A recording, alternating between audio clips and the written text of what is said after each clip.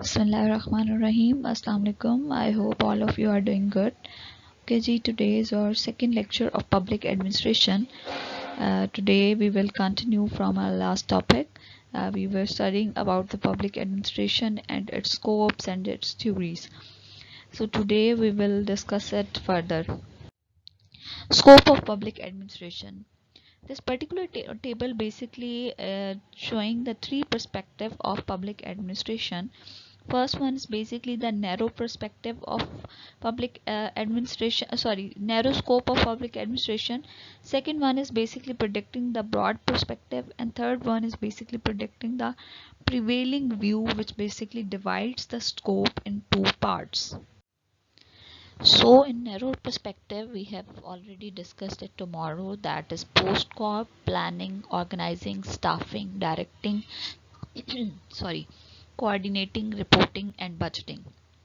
What was planning? That was basically setting goals, establishing strategies, organization, a group of people who work together to achieve a specific goal. Staffing means making a hierarchical structure from top to bottom level. Directing means assigning right person for the right job. Coordinating transfer of information. Reporting like giving an analysis about your results. And last one was budgeting, like an estimate of revenue and expenditures. So these are the basically components with components or scope which is given by the Luther Gulick. Luther Gulick was a basically public administration research scholar, or we can say a scientist. So he basically gave the idea of the scope of public administration by giving this narrow perspective. So in broader perspective, public administration basically cover all three branches of the government. Now the question is, what are the three branches of the government? These three branches of the government are basically executive, legislature and judiciary. These three branches are basically executive, legislature and judiciary. Executive, legislature and judiciary.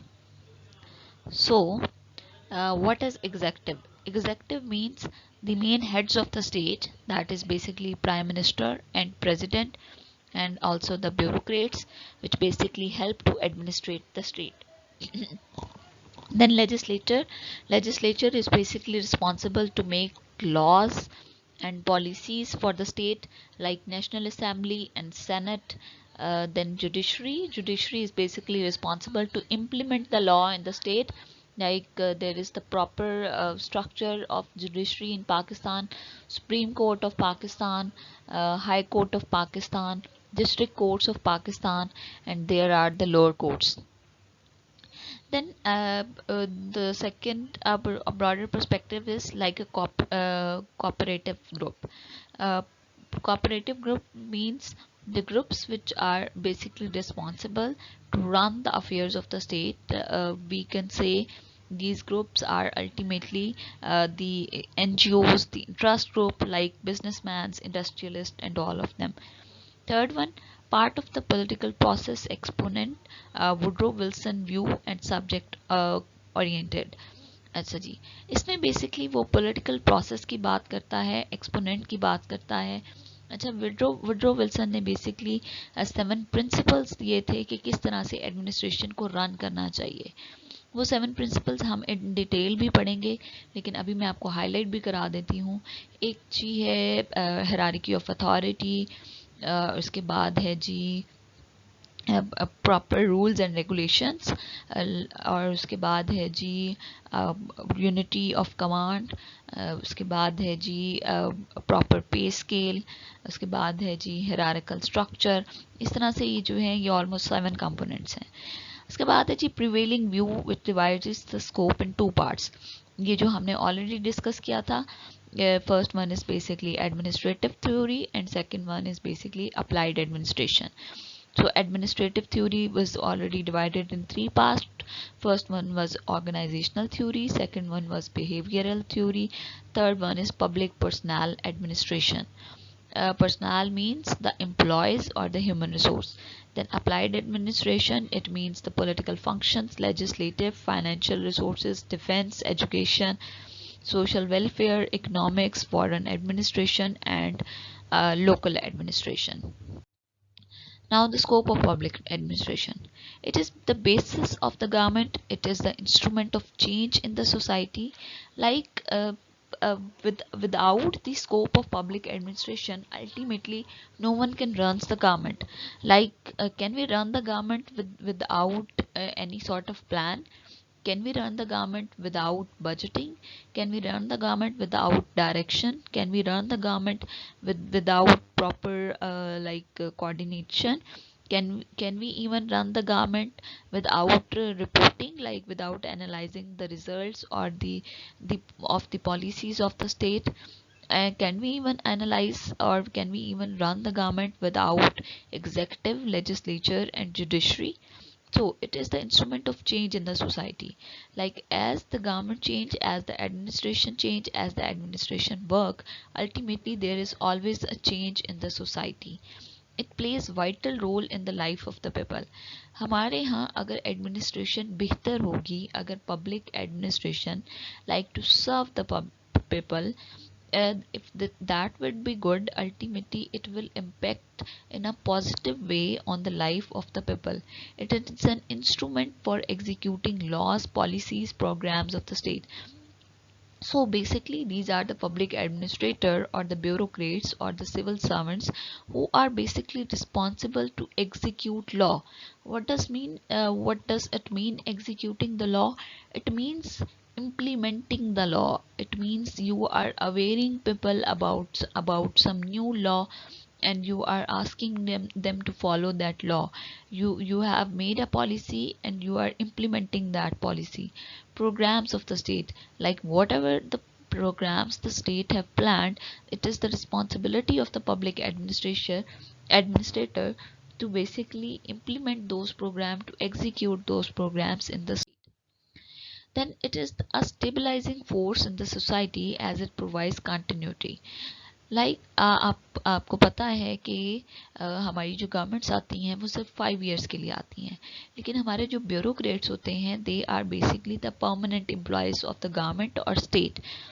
सो जब government जो है वो after 5 years चली जाती है, तो state में continuity process को कंटिन्यू करने के लिए, या प्रोसेस को कंटिन्यू करने के लिए basically bureaucrats are responsible, basically public administrators are responsible to continue the process in the state even if there is no government. It is the instrument of the national integration in the developing countries which are facing class wars. For example हम देखते हैं कि बहुत सारी countries में there is a class wars. Class wars का क्या मतलब है कि जैसे अमेरिका में हम देखते हैं कि वाइट एंड ब्लैक के जो हैं वो आपस में कॉन्फ्लिक्ट्स हैं.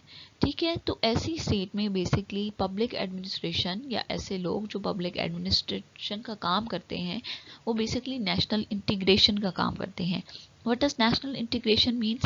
It means providing the national resources to all the public equally. हम सबको उनके जो rights हैं वो equally provide कर रहे हैं. And as we know that America claims that their rules and their laws are equal for a black and a white also. Changing nature of public administration. अच्छा जी, पब्लिक एडमिनिस्ट्रेशन बेसिकली एक ऐसी field है जिसने अपनी nature को time by time जो है वो चेंज किया है. इसके लिए इसके 5 phases हैं. First phase was from 1887 to 1926. then second phase is from 1927 to 1937. then third period is from 1938 to 1947. then fourth period is from 1948 to 1970. then fifth period is from 1971 to onwards. First one is known as period of dichotomy. So this was basically an era where public administration was presented in totally a different and opposite way as it is basically presented in a current era.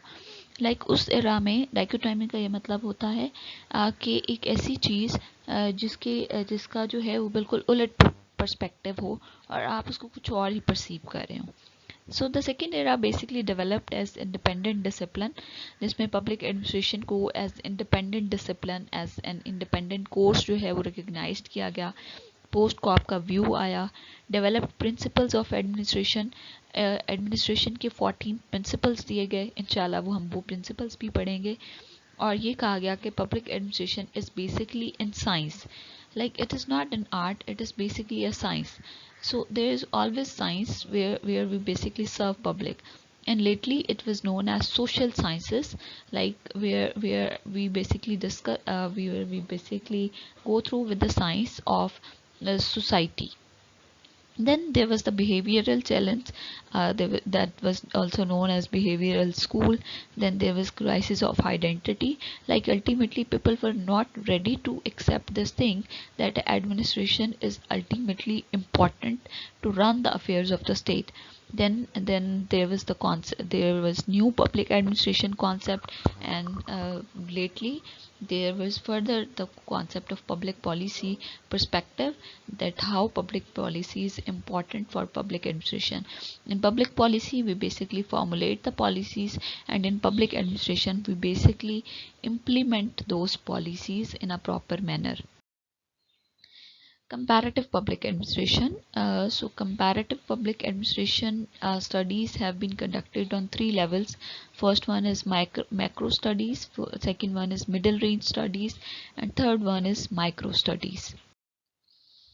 So Ramesh Arora is basically a person who worked a lot on the public administration, has summed up the elements of the comparative public administration as cross-cultural comparison, developmental dimensions, ecological perspective, and goal orientation. So first one is cross-cultural comparison. What does this mean? कि जब भी public administration किसी ऐसे culture में की जाए जो कि क्रॉस कल्चर हो, जहाँ पे किसी एक कल्चर के लोग ना रहते हों बल्कि डिफरेंट कल्चर के लोग रहते हों, तो ultimately it is difficult for the administrator to administer that particular area, but public administration basically help to work with that particular challenge. Then there is the developmental dimensions. When a state is more towards the developmental process and towards developmental dimensions, and ultimately public administration is working in a proper manner. Then ecological perspective, there might be some different ecological perspective, like there must be some hazard or any kind of thing where the public administration has to perform its function. Then there is goal orientation, like first we basically set a goal and ultimately public administration work to orientate towards the orientation of that particular goal. So comparative public administration can be further understand by this particular uh, table. First one, study of administrative institution in their social setting. Like we study about the public administration, about the social setting of a particular state. Like if we basically belongs to a state that is a Muslim state, ultimately the public administration cannot make this rule or policy कि आज से जो wine है it is उसकी cell जो है that is okay, उसके ऊपर कोई पाबंदी नहीं है. तो इट मीन्स कि हमने एक कल्चर को, एक सोशल सेटिंग को चैलेंज किया है. Then cross cultural national study already हम डिस्कस कर चुके हैं. Frederiks was considered as the father of this trend, which basically pointed the 3 trends. What are those 3 levels? First one is normative to empirical, second one is ideographic to nomothetic, third one is non-ecological to ecological. Normative to empirical, what does this mean? Where we don't only talk about the existing phenomena in the state, बल्कि हम काम की तरफ move करते हैं, हम practical की तरफ मूव करते हैं. Ideographic to nomethetic, it means कि there are always some ideographic, there are always some kind of ideologies in the state. If we just persist on those ideologies, most of the time state जो है वो किसी भी किस्म की तरक्की नहीं कर पा रही होती. तो अगर हम ideographic से nomethetic means हम उन आइडियोलॉजीज को छोड़ के हम जो है वो प्रैक्टिकल की तरफ तवज्जो दें, हम नॉर्मलाइज्ड होने की कोशिश करें. Then non ecological to ecological, it means कि ultimately we are perceiving the environment while we are administrating the state. And then the Ramesh Arora has explained that is cross-cultural development, developmental dimensions, ecological perspective, and goal orientation. And sixth one is importance of the study. We all know that ultimately whenever we don't know, जब तक हमें ये पता नहीं होगा कि किसी एक सोसाइटी में किस तरह की एडमिनिस्ट्रेशन होगी और as compare to that particular society किसी दूसरी सोसाइटी में एडमिनिस्ट्रेटिव प्रोसेस जो है वो इससे डिफरेंट होगा, तब तक हम जो है वो प्रॉपरली किसी भी पर्टिकुलर एरा में एडमिनिस्ट्रेशन नहीं कर सकते. Okay ji, that is it for today. Thank you so much. If you have any queries, yes, you can definitely ask. Allah Hafiz.